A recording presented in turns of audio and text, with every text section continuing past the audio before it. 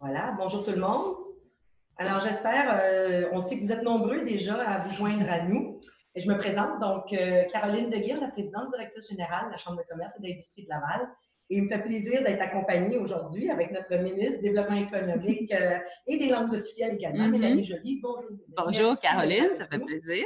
Euh, Premièrement, je veux vous remercier tout le monde d'être ici. C'est une belle occasion pour nous autres de vous recevoir en, j'appellerais ça du semi-présentiel. Alors, on est dans les locaux de la Chambre de commerce et j'aimerais également en profiter avec nous, notre président du conseil d'administration, M. Michel Rousseau de chez Rousseau-Lefebvre. Bonjour Michel. Et également la présence de nos députés de Laval, Mme Annie Koutrakis. Bonjour Annie. Faisal El-Khoury, Angelo Iacono et Yves Lefebvre-Billard. Bonjour, messieurs, madame. Bonjour. Merci d'être avec nous. Alors, un petit mot. On a un certain nombre de journalistes qui sont présents avec nous dans le webinaire. Et c'est sûr que vous allez probablement avoir des questions pour les équipes. Et on vous invite donc à communiquer avec l'attachée de presse, Mme Catherine Mouillet-Desrochers. Et si vous voulez, les équipes pourront communiquer les coordonnées si vous ne les avez pas. J'invite maintenant notre président du conseil, Michel, à peut-être vous adresser un petit mot d'ouverture également. Bonjour tout le monde. Donc, bonjour Madame la ministre. Bonjour. Mesdames, Messieurs les députés, bonjour. La pandémie a bouleversé notre communauté d'affaires. Ça, tout le monde, on le sait, comme partout ailleurs. Nous faisons face à de sérieux enjeux au moment d'amorcer la relance. Donc, nos entreprises et nos commerces subissent toujours les effets de la crise, malheureusement. Et nous comptons sur l'aide du gouvernement pour soutenir notre relance au cours des prochains mois. C'est pourquoi nous sommes particulièrement heureux d'avoir cette tribune pour discuter avec vous, Madame la ministre, sur les enjeux qui continuent à préoccuper notre communauté d'affaires. Mais tout d'abord, j'aimerais vous céder la parole. Merci Michel. Merci Caroline. Bonjour tout le monde, ça me fait plaisir de vous voir. Angelo, Annie, Faisal, Yves, plaisir de vous voir.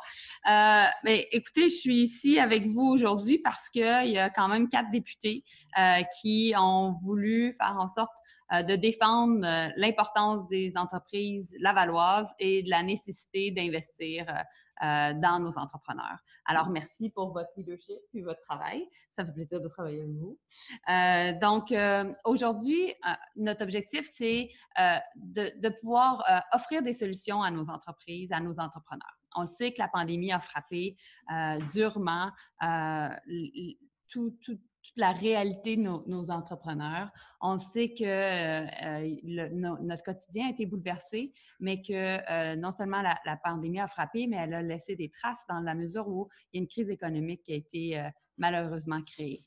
Et donc, alors que nos entrepreneurs sont extrêmement résilients, font preuve d'énormément de créativité et d'innovation, les entreprises ont besoin d'aide parce qu'elles doivent s'adapter à leur nouvelle réalité, tantôt parce que leurs opérations ont été chamboulées, tantôt parce que leurs chaînes d'approvisionnement ont été affectées. Et bref, ça bouscule leur réalité. Alors, notre objectif comme gouvernement, ça a été de répondre présent pour aider nos entreprises, nos entrepreneurs à maintenir leurs employés et avoir accès à du financement. On est arrivé avec des initiatives très, très novatrices comme la subvention salariale qui permet d'offrir 3 millions de personnes au pays des emplois. Donc, aussi avec les financements pour nos PME, les prêts de 40 000 qui ont été très, très populaires. Il y a près d'un demi-million d'entreprises au pays qui ont maintenant accès à ce prêt-là de 40 000 Et en même temps, bien, on voulait s'assurer au Québec d'être encore plus présent sur le terrain avec nos entrepreneurs et on a lancé des nouveaux programmes, notamment le programme du Fonds d'aide de relance régionale qu'on appelle communément le phare. Et donc, avec ce nouveau programme-là, cette nouvelle approche-là, une entreprise qui tombe entre les cracks, qui n'a pas accès à la subvention salariale, qui n'a pas accès aux prêts de 40 000, peut venir nous voir chez Développement économique Canada pour les régions du Québec, chez DEC, pour avoir de l'aide. On a voulu aussi non seulement aider nos entreprises, mais aider nos organisations qui sont sur le terrain, qui peuvent nous épauler chez nous à DEC pour offrir davantage d'aide à nos entrepreneurs. Et donc, ce qui me vient à parler du leadership qu'on voit ici dans la communauté d'affaires à Laval et en particulier au sein de la Chambre de commerce de Laval. En tant que dans le fond, femme qui est née à Montréal, mais que rapidement mes parents m'ont amenée alors que j'avais 3 jours à Laval. J'ai grandi jusqu'à mon adolescence à Laval et après, je suis allée à Montréal. Mais au cours de mon enfance, j'ai été capable de voir à quel point mon père, qui a été président de la Chambre de commerce de Laval, et plus tard mon frère, qui a été président de la Chambre de commerce de Laval, voir à quel point il y a eu il y a une belle vitalité, un beau dynamisme au sein de nos entreprises, nos entrepreneurs, et à quel point Laval est vraiment maintenant une grande plaque tournante pour nos entreprises, nos entrepreneurs, puis à quel point il y a vraiment énormément de potentiel à développer. Et au cours des années, bien, il y a aussi une belle évolution et une belle croissance de la Chambre de commerce de Laval. Et donc, on a voulu trouver une façon, en aidant la Chambre de commerce, de pouvoir aider les chambres de commerce, les entreprises à Laval. Le gouvernement fédéral, via Développement économique Canada, on est moins présent à Laval parce que on est souvent dans d'autres régions à l'extérieur de nos grands centres. Alors, on a besoin de partenaires, des partenaires de confiance, des partenaires qui sont aussi rigoureux et qui vont pouvoir aider nos entreprises. Donc, aujourd'hui, ça me fait plaisir d'annoncer au nom du gouvernement du Canada 550 000 $ pour soutenir la Chambre de commerce de Laval, qui va pouvoir aider à son tour des entreprises qui ont besoin d'aide en matière d'accès à du financement, ressources humaines, tout ce qui est en lien avec le marketing, tout ce qui est en lien aussi avec le réseautage, le networking. Donc, merci Caroline, merci Michel. Je pense au nom du caucus de Laval et du gouvernement, on voulait vous dire félicitations, bravo, mais aussi bonne chance parce que c'est un gros travail. Puis, je suis convaincue que les gens à Laval vont apprécier. Donc, félicitations. Merci. En plus, ça me fait plaisir d'annoncer 1,5 million pour le Centre québécois d'innovation en biotechnologie et également le campus des technologies de la santé. Ces 2 organismes ensemble vont pouvoir aider des PME qui sont en démarrage, donc communément des startups, qui sont dans le secteur des biotechnologies. Ces entreprises-là sont sur le territoire lavallois ou au sein du territoire du Grand Montréal, mais ces organisations-là qui vont pouvoir aider ces startups sont basées à Laval, donc 1,5 million pour aider d'autres entreprises. Encore une fois, donc félicitations aux 2 organisations. Bonne chance en même temps parce que aussi, vous avez du travail parce qu'il va de soi qu'on doit augmenter notre capacité manufacturière dans le domaine des biotech et on doit aussi poursuivre la commercialisation de la recherche en santé. Dans un temps de pandémie, c'est fondamental. Et finalement, 2 entreprises qui vont avoir accès à des contributions remboursables, donc des prêts sans intérêt, autant Communication Groupe Élite que Technologie Synergex. Donc, félicitations aux entrepreneurs et bonne chance dans votre croissance. On va être à vos côtés en tant qu'alliés, alors que vous offrez des emplois aux gens à Laval. Donc, merci pour votre écoute. Ça me fait plaisir de prendre vos questions. And of course, if you have any questions in English, it will be a pleasure for me to answer. And of course, we want to tell our entrepreneurs across the beautiful city and region of Laval that we're there for them. We've been there through the pandemic. We're here now and we will be there in the future. Donc, on est ici présentement. On l'a été durant la pandémie et on va continuer à l'être au cours des prochains mois. Merci. Merci, Mme la ministre. Alors, à vous tous qui êtes présents avec nous, on va passer les prochaines minutes en mode dialogue. On a dit que ça allait être un mode dialogue et c'est exactement ce qu'on va vous livrer. Alors, premièrement, un grand merci pour la confiance que vous témoignez en la Chambre de commerce et au nom des près de 12 000 entreprises qui sont ici et nombreuses sont avec nous aujourd'hui et on va continuer sur le terrain à les démarcher et assurer que tout le monde je sais que c'est la volonté, effectivement, au niveau du fédéral, de pouvoir trouver l'aide nécessaire et compter sur votre chambre de commerce comme étant votre trait d'union, votre accompagnateur pour justement accéder à cette aide-là. Alors, voilà.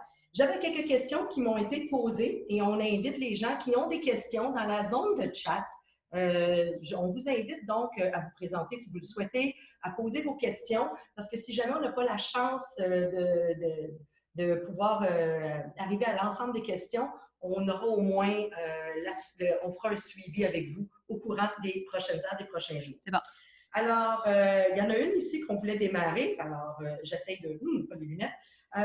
On a certains chefs d'entreprise qui nous disent qu'il y a des programmes comme la PCU qui ont eu effectivement un effet dissuasif chez certains employés quant à leur intention de retour au travail. C'est rien de nouveau. On l'entend tant du côté des commerçants que du côté des industriels.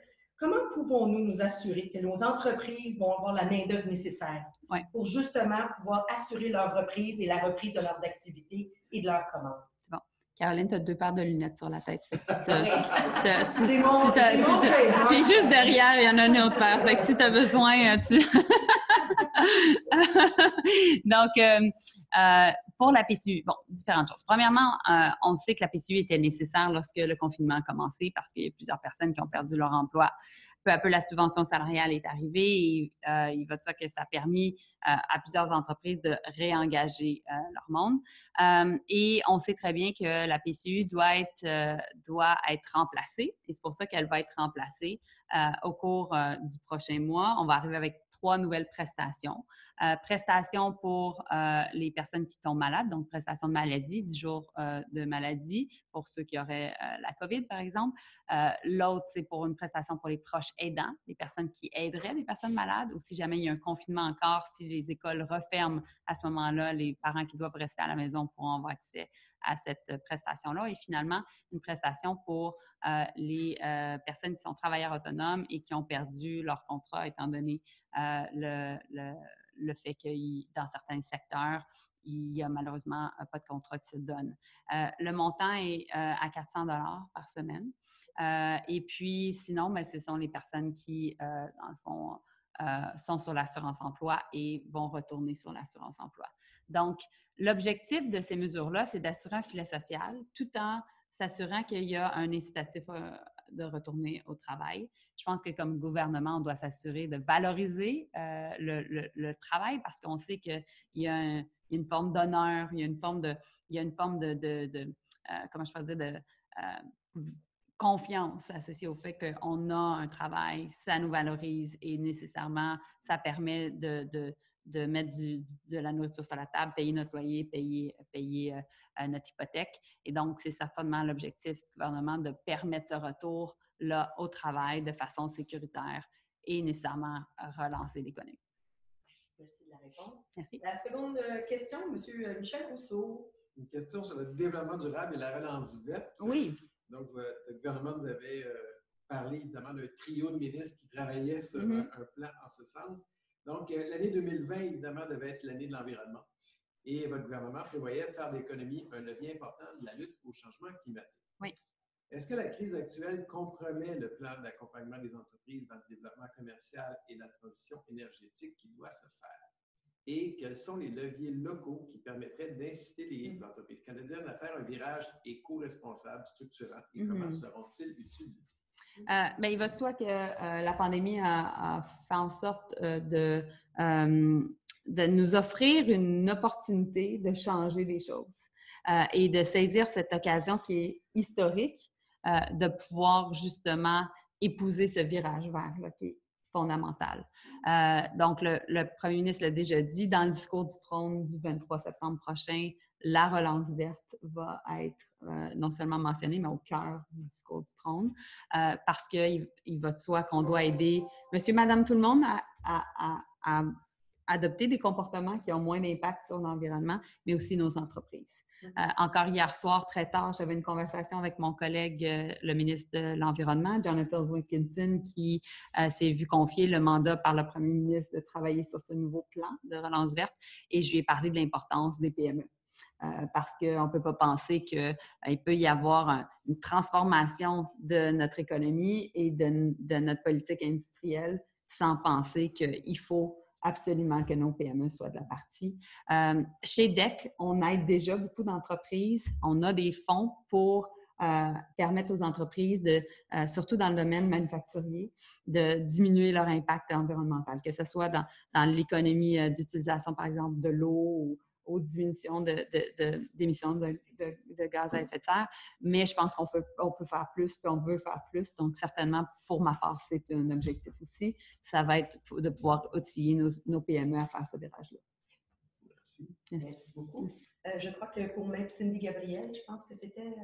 Madame Geneviève Roy. Madame Geneviève Roy, parfait. Alors, j'inviterai Madame Geneviève Roy de Tourisme Laval qui est avec nous et qui avait une question justement pour Madame la ministre. Geneviève, est-ce que tu nous entends? Oui, je vous entends bien. Vous m'entendez aussi? Oui, Geneviève, on t'entend.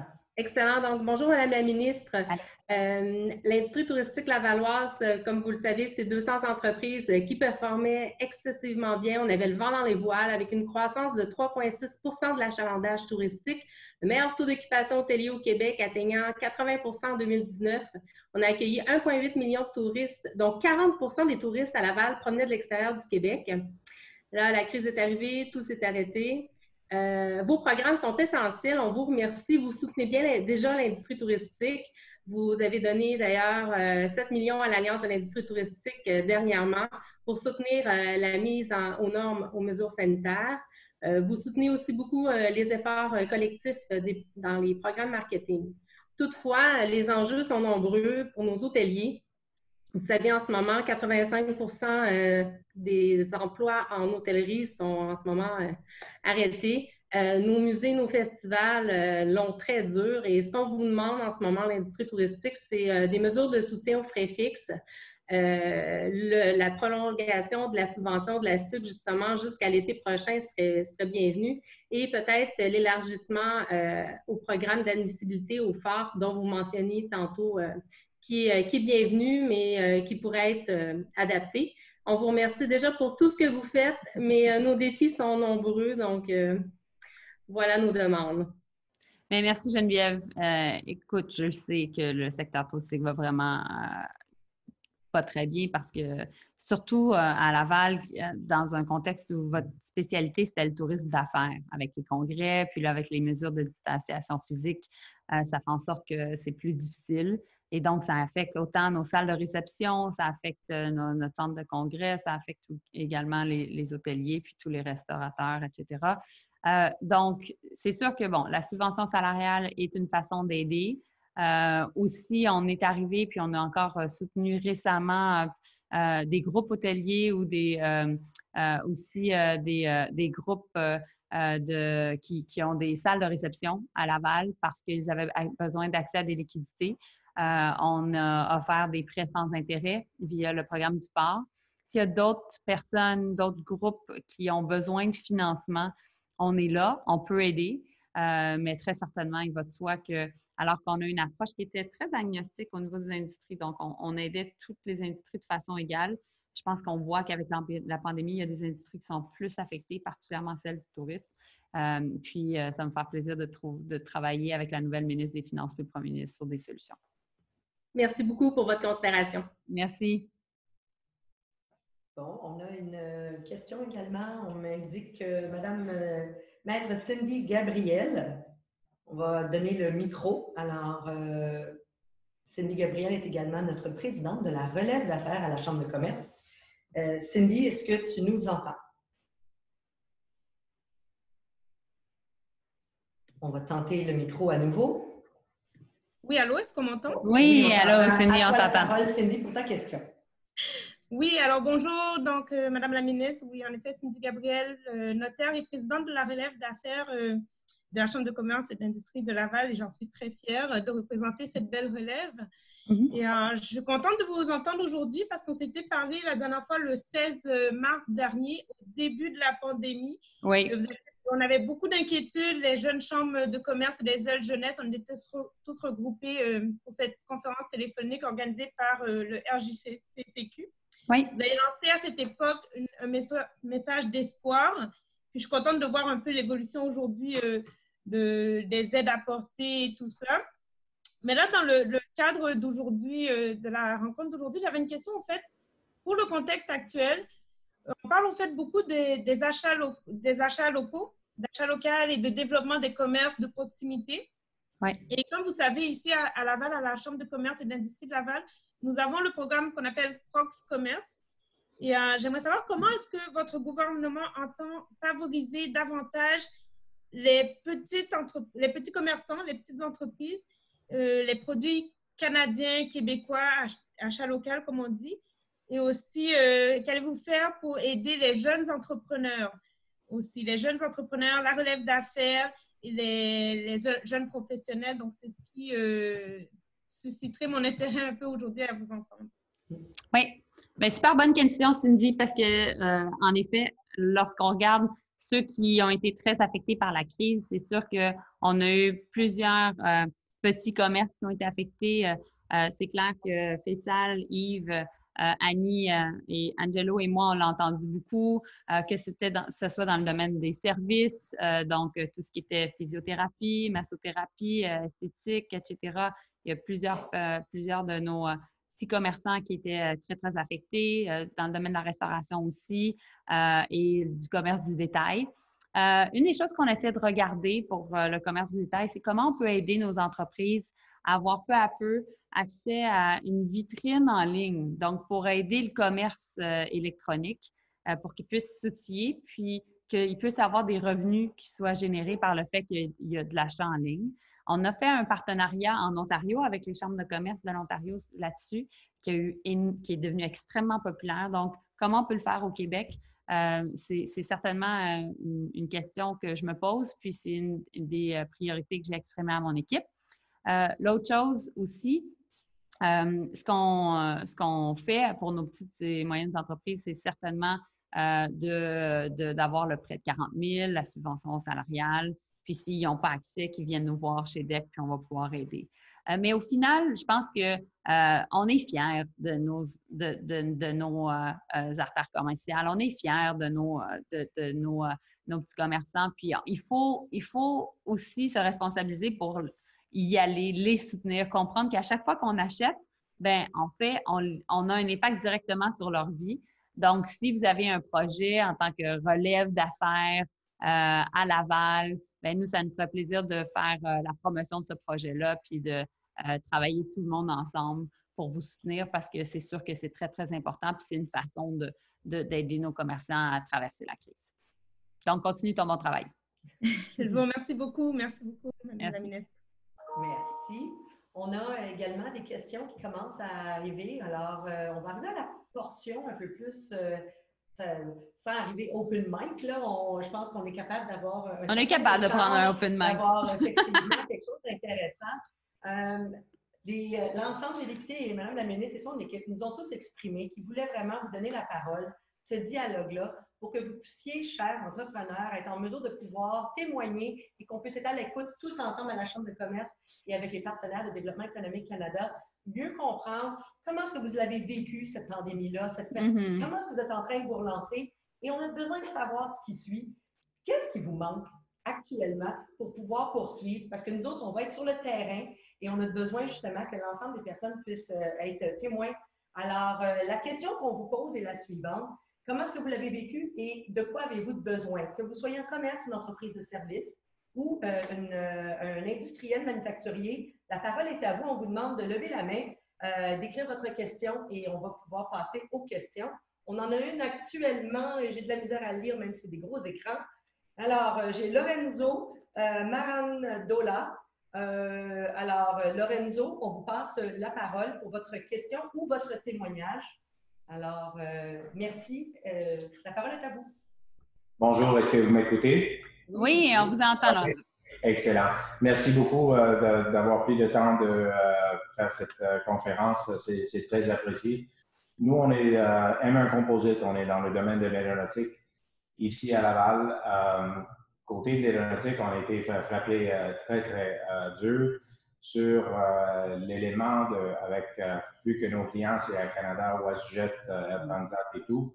Et là, récemment, avec les douanes qui sont fermées côté des États-Unis, ça affecte beaucoup nos ventes, ça affecte beaucoup nos chiffres d'affaires. Et comme j'ai dit dans ma question tantôt, c'est si je nous compare avec des compagnies qui soutient au même niveau que nous en Allemagne, aux États-Unis, qui ont reçu de l'aide financière qui est de 16 à 45 millions de dollars pour continuer à être capable de résister à tout ce qui se passe présentement dans le monde. Pour nous, dans l'aéronautique, c'est extrêmement difficile de continuer à garder le monde à l'emploi quand il y a très, très peu de vols aériens qui se font.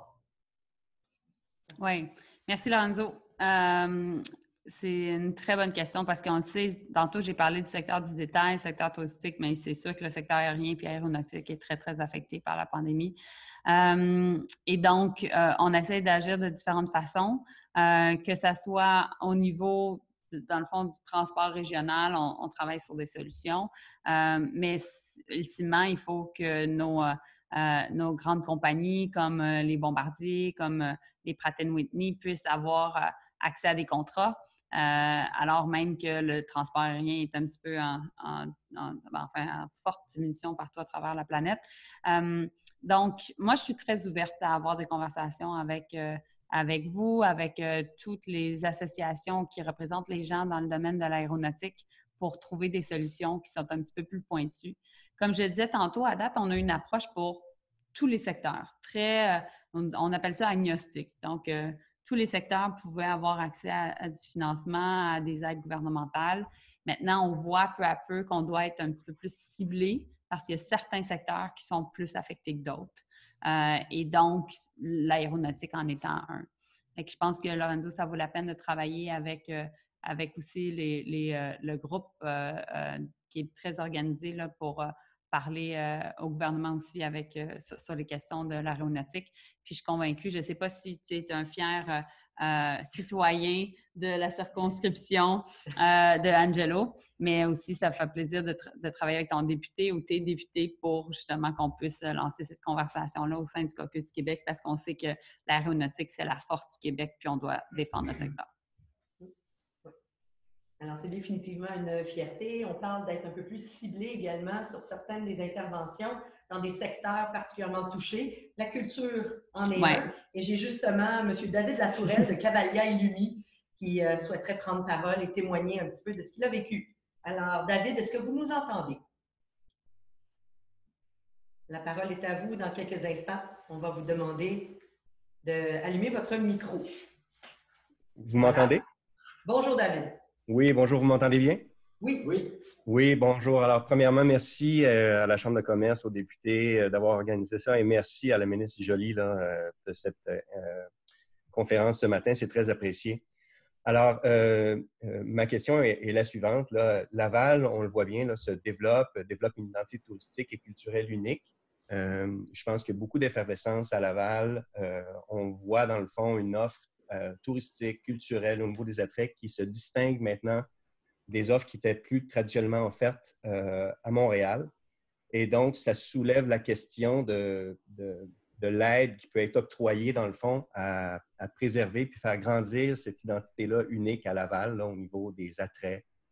Donc, ma première question, c'est comment est-ce qu'on peut travailler ensemble, dans le fond, pour fournir de l'aide, que ce soit par DEC ou autrement, pour aider, dans le fond, la région de Laval à continuer à croître et se développer une identité culturelle indépendante au niveau du tourisme et de la culture, là. Et la deuxième question, c'est évidemment, nous, chez Cavalia et Lumi, on fait le pari d'opérer malgré la pandémie. Ça vient avec plusieurs défis au niveau de l'emploi, ça vient avec plusieurs défis au niveau de la prise de risque et des changements opérationnels. Et donc, la question, c'est comment est-ce qu'on peut travailler ensemble ou quel programme existe, dans le fond, pour supporter les entreprises lavalloises en général là, qui prennent le pari d'opérer et prendre des risques malgré la pandémie. Merci, David. Écoute, ça me fait plaisir d'entendre ta voix. Ça fait longtemps qu'on ne s'est pas parlé. On était dans une autre vie, dans une mission commerciale en Chine ensemble. Exact. En pré-pandémie, oui, c'est ça. Puis, tu vois que Cavalia est un succès québécois puis un succès mondial. Donc, félicitations. Écoute, moi, comme je le disais un petit peu en réponse à Geneviève tantôt, on sait que le secteur touristique est vraiment très affecté. Fait qu'on essaie de trouver des solutions. On avait trouvé plusieurs solutions via le programme phare dont je parlais tantôt pour aider justement les entreprises qui avaient des gros problèmes financiers. Donc, si c'est le cas pour Cavalia, nous, c'est sûr qu'on est là pour offrir des prêts sans intérêt, ça va nous faire plaisir. Puis, je pense aussi qu'il y a du travail à faire à Laval, justement pour aider le secteur touristique parce que, comme je le disais tantôt, c'est beaucoup du tourisme d'affaires. Sinon, je pense que aussi Stephen Guilbeault à Patrimoine Canada travaille beaucoup sur la relance du secteur culturel parce que, comme le secteur touristique, c'est un secteur qui est très, très affecté par la pandémie, il faut trouver une façon de non seulement permettre à nos artistes, à nos artisans d'avoir des tribunes puis de pouvoir continuer à vivre, à travailler. Et c'est pour ça que Stephen travaille sur des nouvelles formes de financement qui vont être un petit peu plus larges, un petit peu plus flexibles peut-être que les programmes de patrimoine canadien qui sont parfois extrêmement rigides puis qui ne permettent pas nécessairement des nouveaux clients d'avoir accès à ce financement-là. Donc, je pense que ça vaut la peine de poursuivre les conversations, David. D'accord. On a une dernière question qu'on m'informe. Alors, je lis mal ici. Tinel, oui. Oui, Tinel, alors on va vous donner la parole pour que vous puissiez témoigner justement. Merci de vous présenter et le nom de votre entreprise, s'il vous plaît.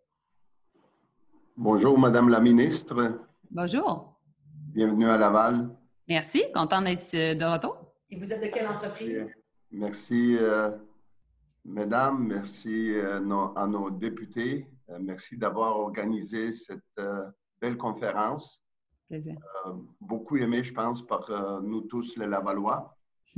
Madame la ministre, je représente le groupe TIMU, entre autres un des centres de sport et de la santé qui s'appelle le Carrefour Multisport. On est situé sur la 440. Oui. On existe depuis plus que 40 ans. Je vais commencer premièrement à remercier à tous nos membres, qu'on les appelle la famille Multisport, de nous avoir soutenus pendant la pandémie. C'était dur de ne pas recevoir notre famille. Ils ont accès à notre centre à chaque jour de 6 heures à minuit, 7 jours semaine. Donc, merci à tous nos membres de Carrefour Multisport. Je dois vous dire que c'était dur à ne pas pouvoir recevoir 3 à 4 000 personnes par jour. J'aimerais vous remercier pour toute l'aide que vous avez donnée à nos employés pendant la pandémie. Nous autres, de notre part, on a tenu à garder nos employés, à les satisfaire, à les encourager en leur disant que ça va venir puis on va réouvrir. Donc, chose que ça a été faite. Notre camp de jour, grâce à vous aussi, puis au programme que vous avez mis en place, notre camp de jour a fonctionné très, très bien au Multisport cette année, même si on a opéré à 50% de capacité des enfants. Il y a eu des parents qui ont été déçus parce qu'il n'y avait pas assez de place. On faisait d'habitude 500 enfants par jour. Cette année, on a juste fait 250 enfants par jour. On peut jouir de notre grand terrain et c'est grâce à ça qu'on a pu faire les 250 enfants par jour. Donc,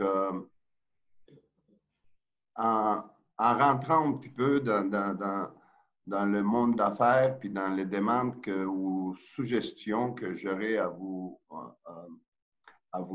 demander ou à vous faire prévaloir, j'aimerais savoir de quelle façon que l'entrepreneur canadien, lavallois, je suis lavallois depuis 40 ans, peut avoir l'aide, parce que comme vous le savez, nous autres, on est ceux qui prend les risques, on est ceux qui on fait les investissements, on est ceux qui se bat avec les banques, on est ceux qui ne dort pas parce qu'on a des responsabilités, puis on a 200 employés à faire leur paye et surtout payer les frais fixes. Des frais fixes qui ont été changé par le gouvernement. Ça fait plus que 15 ans. Et je parle ici de frais pour les bâtiments non résidentiels. Autrefois, les bâtiments non résidentiels, on se faisait taxer sur le pourcentage d'occupation du bâtiment, une déclaration qu'on faisait, parce que vous savez, ça fait 35 ans que je suis dans l'immobilier et on développe beaucoup au Québec. Donc, on a réussi à faire plus que 700 logements dans les dernières 4 ans. Dans les bâtiments non résidentiels, autrefois, on faisait une déclaration à la fin de l'année, puis on déclarait à la municipalité le taux d'occupation de notre bâtiment, puis on se faisait taxer sur le taux d'occupation. La loi a été changée, je ne sais pas exactement quand, mais actuellement, on se fait taxer à 100% pour le pied carré que le bâtiment y est considéré. Par contre, on est géré par les lois municipaux pour savoir quelle sorte de commerce qu'on peut partir dans certains bâtiments. Donc, si la municipalité nous dit qu'est-ce qu'on doit faire ou qu'est-ce qu'on peut faire, et on n'a pas de locataires, ou avec la pandémie, on a perdu des locataires dans certains bâtiments, et on n'est pas capable d'occuper ces bâtiments-là. Mais vous savez, Madame la ministre, on a la même facture à la fin de l'année, qu'on soit plein ou vide, puis on doit composer avec ça. Aussi, je vous demanderai que les banques qui aident les entrepreneurs soient plus à l'écoute des entrepreneurs, que la BDC soit un peu plus flexible, et je pense que ça tient de vous, le gouvernement.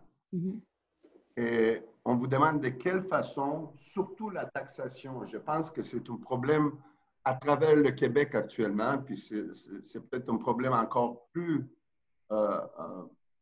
grave à Montréal, où ce que la plupart des bâtiments sont vides actuellement. Je suis désolée de vous interrompre. Le commentaire est pertinent, tant pour le municipal que pour la BDC. Je pense que le message est assez clairement. Si vous souhaitez toutefois, parce que le temps file, on m'informe, si vous souhaitez le spécifier, ça va nous faire plaisir de transmettre commentaires et questions à l'ensemble de l'équipe pour qu'ils puissent justement faire un suivi personnalisé avec vous. Puis Caroline, je vais prendre, dans le fond, tunnel, je comprends l'essence de ce que vous me dites. Je pense que sur le niveau de la taxation, en effet, votre point est très, très pertinent.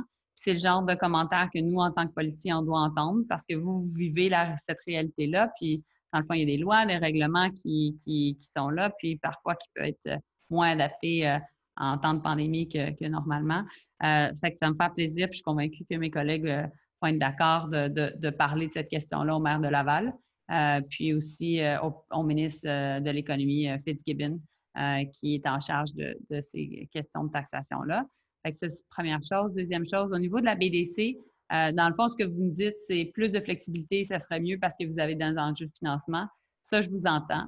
On l'a entendu de d'autres aussi personnes, d'autres entrepreneurs, la nécessité pour la BDC d'être plus flexible. Je suis d'accord avec vous. Donc, ça me fait plaisir de parler aussi avec la ministre en charge de la BDC, la ministre Ng, parce qu'en effet, en temps de pandémie, notre banque de développement économique doit être là pour soutenir nos entrepreneurs. Alors, on va essayer de trouver des solutions. Entre-temps, si vous avez, le Centre multisport est clairement un client qui pourrait avoir besoin du FOR, du Fonds d'aide de relance régionale. Donc, n'hésitez pas à parler avec Caroline et l'équipe de la Chambre de commerce qui va pouvoir vous aiguiller dans ce qui est possible. Puis, par la suite, de parler avec Développement économique Canada pour la région du Québec, parce que certainement, on peut être là pour vous aider. Merci beaucoup, effectivement. Ça fait le tour parce qu'on a une limite. Alors, je sais qu'on n'a peut-être pas eu la chance de répondre à l'ensemble des questions, mais soyez assurés que tous ceux qui nous en ont écrit une, elle sera donc acheminée à l'ensemble de l'équipe pour pouvoir faire des suivis. Puis, peut-être en première conclusion, au nom des presque 12 000 entreprises qu'on est ici à Laval, un grand merci de nous faire confiance à la Chambre. Merci, Caroline, ça me fait plaisir. À travers le programme du FOR. On va être disponible, French and English, we're bilingual of course, et on va être disponible pour l'ensemble de nos entrepreneurs entreprises de services, professionnels et commerces qui ont des besoins encore à travers les différents programmes à pouvoir s'en sortir. Monsieur le Président du Conseil, auriez-vous un petit mot? J'abonderai dans ce sens. On est très heureux du rapprochement. Ouais. Donc, Madame la ministre, Madame, Messieurs les députés, très heureux de ce rapprochement-là avec le fédéral. Ça nous donne davantage d'outils maintenant pour aller aider les entreprises sur le terrain. Parce que cette relance, c'est pas facile pour tous. Fait que, donc, merci beaucoup pour. Merci. Est-ce que vous avez Yves, Faisal, Annie? Je souhaite à tout le monde de rester sécurité. Nous sommes là pour tous. Je ne vous pas d'appeler vos députés fédéraux à Laval. Nous sommes tous là pour aider. Nous sommes à l'écoute. Merci, c'est un plaisir d'être avec vous ce matin. Merci à l'honorable Mélanie Joly de m'avoir invité, de vous entendre et de ressentir votre peine, votre perte, votre inquiétude. Soyez assurés que Madame la ministre et nous autres, on va être toujours à l'écoute. On fait l'impossible pour vous aider. Et pour les Lavallois et Lavalloises, on va continuer à lutter contre la pandémie. Férocement, on va lutter pour stimuler notre économie et retourner à la vie normale. Merci beaucoup, Madame la ministre. Merci pour la Chambre de commerce. Merci, Madame la ministre, et merci à nos industries qui ont participé aujourd'hui, surtout qu'il y en a deux qui sont en mon comté. Très important. Angelo, pour finir. Moi, je veux tout d'abord remercier la Chambre de commerce de Laval de nous avoir donné cette opportunité d'être live avec nos commettants, nos commettants ainsi que nos entreprises. Je remercie ma collègue Mélanie d'être là aujourd'hui. Et je fais un appel à la population. Vous savez, des fois, on n'est pas au courant comment agir, quoi faire, où aller. Vous savez, les bureaux des députés sont là pour vous informer, pour vous induire dans la bonne direction. Alors, la meilleure chose, c'est quand on ne le sait pas, demandez-nous. Appelez-nous parce qu'on a les ressources pour vous donner des informations et notre équipe est là, préparée pour vous aider et vous induire dans la bonne direction. Fait que, au plaisir de vous servir et je vous souhaite à tous d'être safe et sécuritaires. Merci. Merci à tous. Merci pour votre temps. Lâchez pas. On a confiance en vous puis on croit en vous. Plaisir. Au revoir.